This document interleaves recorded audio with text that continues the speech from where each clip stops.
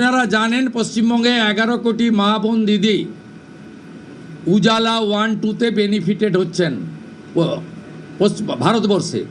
পশ্চিমবঙ্গে এই 11 কোটির মধ্যে 1,29,00,000 পান, সবচেয়ে হাইয়েস্ট। 400 টাকা কম মূল্যে তারা গ্যাস ক্রয় করেন। প্রধানমন্ত্রী আরও 75 লক্ষ দেশে চালু করেছিলেন এবং বাংলার জন্য কোটা ছিল 15 লক্ষ। গ্রাহক বিতরণ কেন্দ্রে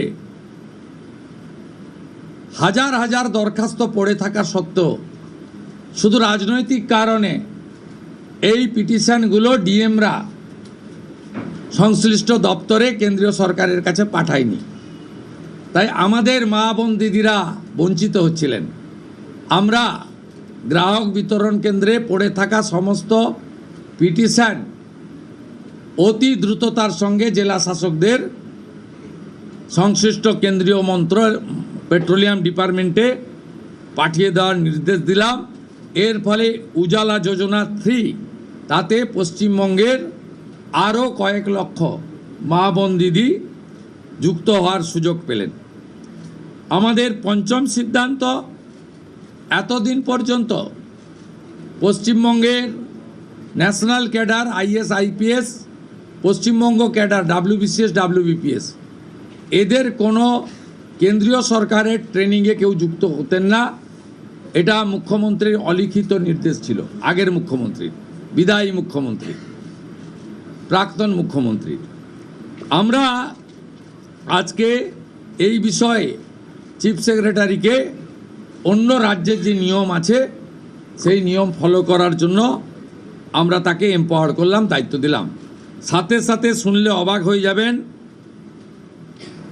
বিএনএস ভারতীয় ন্যায় সংহিতা, যা মাননীয় প্রধানমন্ত্রী নরেন্দ্র মোদীজির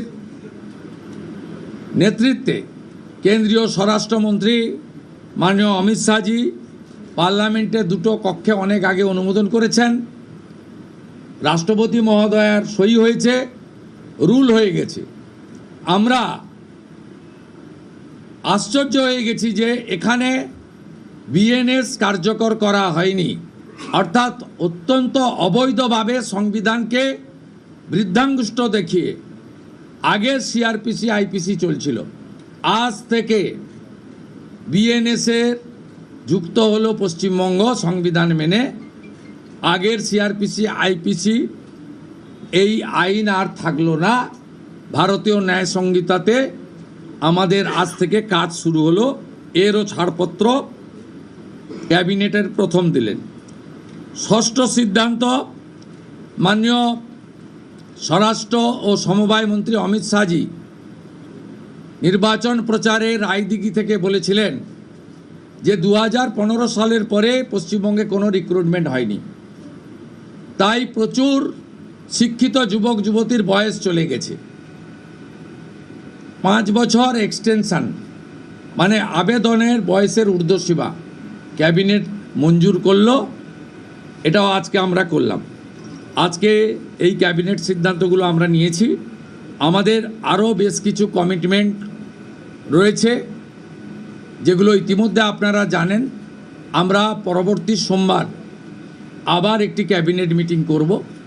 সেক্ষেত্রে আমাদের আরও আমাদের আরজিকর সহ নারী নির্যাতনের বিষয়ে, প্রাতিষ্ঠানিক দুর্নীতির বিষয়ে, পে কমিশনের বিষয়ে, এরিয়া ডিএর বিষয়ে, এই যে বিষয়গুলি আছে আমরা পরবর্তী ক্যাবিনেটে সেগুলো করব। কারণ আমরা আমাদের যে অফিসিয়াল কাজকর্ম দেখে আমাদের খুব বেশি সময় আমরা পাইনি।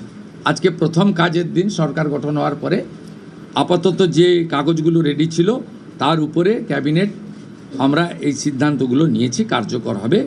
আপনাদের মধ্যে বাংলার গণদেবতা জনতা জনার্দনকে আমরা এটা জানালাম। আমাদের ক্যাবিনেটে মাননীয় মুখ্যমন্ত্রী প্রয়োজন হলে নিশ্চয়ই সাংবাদিকদের সঙ্গে কথাবার্তা বলবে, প্রশ্ন উত্তরেও অংশগ্রহণ করবে, কিন্তু সেটা প্রয়োজন ভিত্তিক। ক্যাবিনেট ব্রিফিং নেক্সট ক্যাবিনেট থেকে মাননীয় সিনিয়র মিনিস্টার দিলীপ ঘোষ এবং মাননীয় মাননীয় সেকেন্ড টাইম এমএলএ তথা মন্ত্রী অগ্নিমিত্রা পাল মহোদয় ব্রিফ করবেন পরের সপ্তাহ থেকে। দুজন মিলে করবে, একই পয়েন্টে করবে না, সেটা নিজেরা ফ্লোর কোঅর্ডিনেশন করে নেবে।